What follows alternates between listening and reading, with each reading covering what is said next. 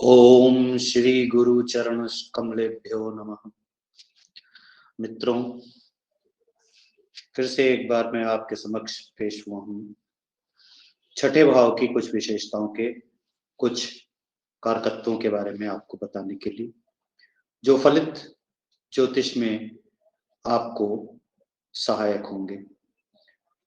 इन basics को आप सीखेंगे जिससे कि आप बता सकेंगे कि किन किन प्रश्नों का उत्तर हम किस भाव से दे सकते हैं। हमारी यही श्रृंखला चल रही है जिसमें हमने अभी तक आपको एक से लगाकर 5वें भाव तक के सारी विशेषताओं के बारे में विस्तार रूप से बताया है।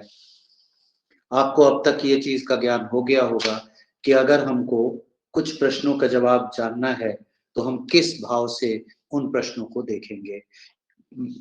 प्रथम भाव से लगाकर 5वें भाव तक आपको बहुत से प्रश्नों के जवाब मिल जाएंगे।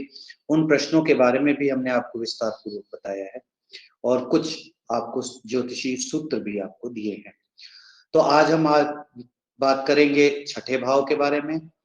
ये छठा भाव, षष्ठ भाव, ये दुख स्थान भी कहा जाता है, दुस्थान। इसे त्रिक भाव कहते हैं।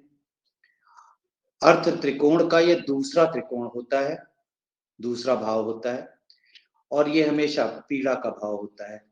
इससे हमेशा पीड़ा के बारे में पता चलता है। ये दुख देने वाला स्थान होता है। इस स्थान का नाम अगर हम देखें तो रोग, रिप, ऋण भाव कहा जाता है। इसको रोग, रिप और ऋण भाव भी कहा जाता है।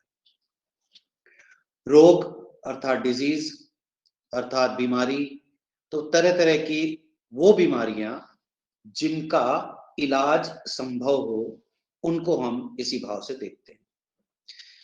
कोई अगर आपसे प्रश्न पूछता है कि क्या ये मेरी बीमारी ठीक हो जाएगी, कब ठीक हो जाएगी, इसमें कितना दिन लगेंगे, इसमें कितना समय लगेगा, क्या ये ठीक हो जाएगा या नहीं हो जाएगा, ऐसे प्रश्नों का बीमारी से रिलेटेड जवाब आपको, इन सब का उत्तर आपको छठे भाव से ही मिलेगा। रिपु का मतलब है शत्रु, एनिमी। तो सबसे पहले तो हमें यह समझना चाहिए कि हमारे 6 शत्रु हमारे अंदर ही वास करते हैं। 6 प्रकार के हमारे शत्रु हमारे अंदर ही वास करते हैं। वो कौन कौन से हैं? तो काम अर्थात डिजायर, क्रोध अर्थात एंगर, लोभ अर्थात ग्रीड, मोह अटैचमेंट, मद प्राइड और मत्सर्य जेलसी जलन की भावना। ये जो 6 रिपु हैं इनको हम षड रिपु का नाम देते हैं। इनको हम षड रिपु के नाम से जानते हैं। षड मतलब 6, रिप मतलब एनिमीज। ये हमारे अंदर ही वास करते हैं और ये हमें डैमेज करते हैं। हर वक्त हमारा कुछ ना कुछ बिगाड़ते ही रहते हैं। इन्हीं के कारण हमारी बहुत सी शत्रुताएं हो जाती हैं। छठा भाव शत्रुता का भाव है, इसीलिए शत्रुता का कारण अगर जानना है तो वो भी इसी भाव से पता लगता है। शत्रुता का कारण धन के कारण है, हमारे वैभव के कारण है, हमारे इंटेलिजेंस को लेकर है, हमारे ज्ञान को लेकर है, हमारे स्वभाव को लेकर है, हमारे पराक्रम को लेकर है। किस कारण से हमारे शत्रु हैं, ये भी इसी भाव से पता चलता है। हम काम, क्रोध, मद, लोभ, मोह, जेलसी के वजह से भी हम बहुत से अपने दुश्मन बना लेते हैं और ये दुश्मन हमारे कुछ आंतरिक दुश्मन भी होते हैं। जब हम ग्रीड में पड़ते हैं, जब हम लोभ करते हैं, जब हम किसी को का धन लालच में पड़कर ले लेते हैं तो हमें उसका भुगतान करना पड़ता है।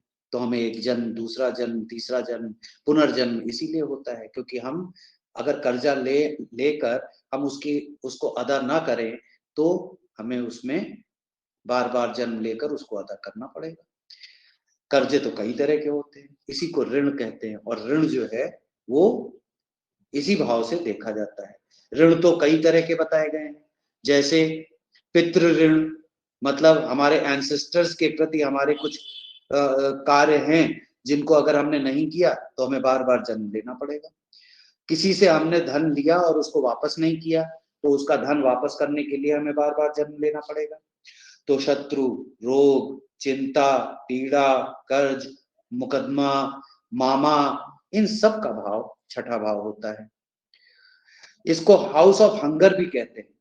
छठे भाव को हाउस ऑफ हंगर भी कहते हैं, क्योंकि इससे क्षुधा, क्षुधा मतलब भूख बढ़ती है। पूरी ज्योतिष में 6, 8, 12 ये 3 भाव त्रिक भाव के नाम से जाने जाते हैं और ये सबसे अशुभ स्थान होते हैं। ये तीनों भाव सबसे अशुभ स्थान होते हैं। यह भाव हमारा मामा, हमारे मौसी का भी भाव होता है। मामा और मौसी क्यों? माता का ये भ्रात स्थान बनता है। माता का ये भ्रात स्थान बनता है। माता ये स्थान है 1, 2, 3। यहाँ लग्न है, ये आप हैं, आपका भाई, छोटा भाई, ये तीसरा स्थान यहाँ बना 1, 2, 3, तो आपका भाई हुआ। ये माता है, माता का 1, 2, 3 माता का भाई हुआ तो मामा हो गया। माता की बहन हुई तो मौसी हो गई। इस तरह से मामा और मौसी का भी भाव ही बनता है। कानूनी, कोर्ट कचहरी रिलेटेड वर्क, लिटिगेशन, मुकदमा, कोर्ट कचहरी में मुकदमा चलना, हमारा डेप्ट्स, हमारे बैंक लोन्स, इन सब का भाव यही भाव होता है। छठे भाव से ही इन सब चीजों के बारे में पता चलता है। काल पुरुष की कुंडली में इसे बुध का स्वामित्व प्राप्त है। काल पुरुष में ये छठा होता है, 6 नंबर, 6 नंबर की राशि होती है कन्या, कन्या का मालिक होता है बुध, तो बुध इसका स्वामी बनता है। छठे हाउस का ऑपोजिट हाउस 12वां हाउस है, इसलिए छठे में अननोन शत्रुओं के बारे में होता है, जो शत्रु हमको पता ना हो।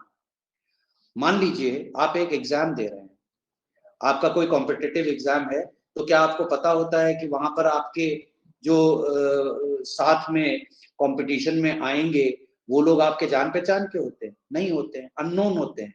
तो आपके कॉम्पिटिटर्स, यानी कि it is also known as the house of competition, ये इसीलिए हाउस ऑफ कॉम्पिटिशन कहा जाता है। इस भाव से हमें ये पता लगता है, कोई अगर आपसे पूछता है मैंने ये कॉम्पिटिटिव एग्जाम दिया है, तो क्या मैं इसमें सिलेक्ट होऊंगा या नहीं होऊंगा, क्या मैं इसमें सक्सेसफुल होऊंगा या नहीं होऊंगा, क्या मुझे इसमें इसमें मैं पास होऊंगा या नहीं हूँ, तो उस कॉम्पिटिटिव एग्जाम के रिजल्ट के बारे में भी इसी छठे भाव से ही पता लगता है। यह भाव ही बताएगा कि हमारे कॉम्पिटिटर्स से हम विजयी होंगे या हम उनसे हार जाएंगे, हम जीतेंगे या हारेंगे। छठा भाव पृथ्वी तत्व का साइन है, स्टेबल साइन है, लेकिन डुअल साइन। ये डुअल साइन होने की वजह से, डुअल साइन होने की वजह से 2 तत्व रखता है। फीमेल साइन है, ये फीमेल साइन होने की वजह से इसका स्वामित्व बुध के पास है, और इस भाव के नैसर्गिक कारक मंगल देव होते हैं। इस भाव के नैसर्गिक कारक मंगल देव होते हैं। छठा भाव चोर, शरीर में चोट, घाव और घाव के निशान, निराशा, दुख, ज्वर, पाप कर्म, यह कठिन परिश्रम को भी दर्शाता है, क्योंकि कठिन परिश्रम करके ही हम कॉम्पिटिटिव एग्जाम में विजयी हो पाएंगे, कॉम्पिटिटिव एग्जाम में हम जीत पाएंगे, सिलेक्ट हो पाएंगे। तो इसलिए जब कठिन परिश्रम करेंगे तो ही हमको उसे विजय प्राप्त होगी। तो इसलिए ये कठिन परिश्रम का भी भाव बनता है।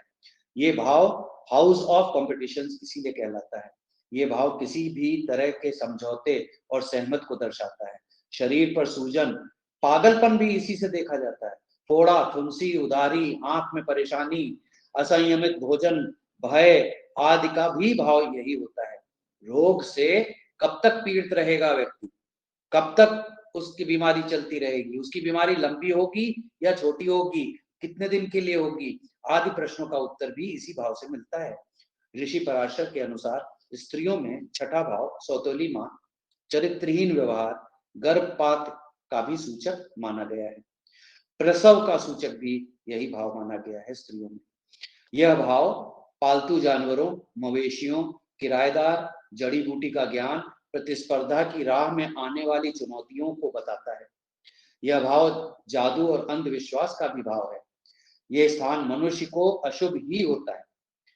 ये बुध या शनि छठे भाव में अगर होते हैं तो जातक हमेशा घर में बड़ा बालक होता है या बड़ी बालिका होती है, ज्यादातर चांसेस हैं बड़ा बालक होगा, घर का बड़ा बच्चा होगा, जहां तक घर का बड़ा बच्चा होगा। ये एक सूत्र है, इसको आप नोट कर लीजिए, जिससे कि आप ये सूत्र कभी भी इस्तेमाल करके ऑब्जर्वेशन में भी लाएं, यूज करें और देखें कि क्या ऐसा सत्य है।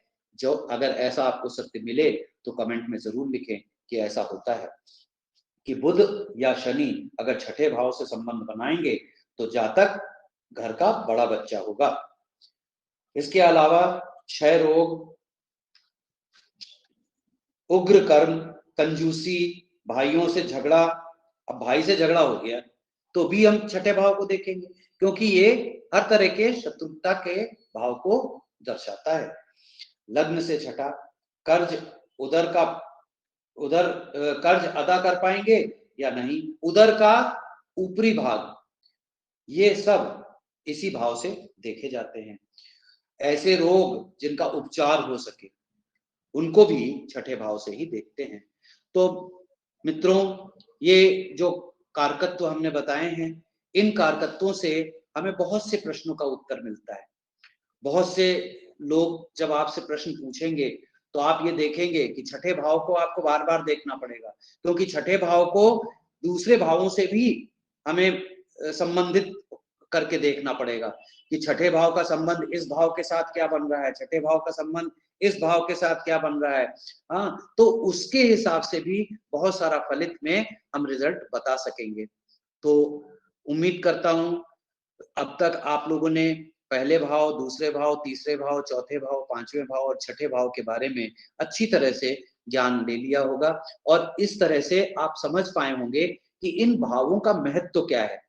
इसीलिए इस श्रृंखला में भाव परिचय कराकर हम आपको उन सारे तरह के प्रश्नों के बेस और उनके बेसिक्स को और उन प्रश्नों का कारण क्या है उसको आइडेंटिफाई करने के लिए आपको ये सारी चीजों को बता रहे हैं। उम्मीद करता हूं कि आपका ज्ञान वर्धन हुआ होगा और आपको अच्छा लगा होगा।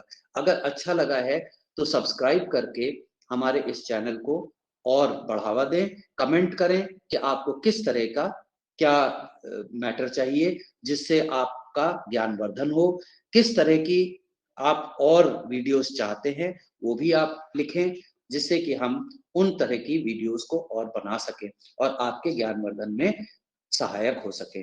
धन्यवाद, आपका दिन शुभ हो। नमस्कार।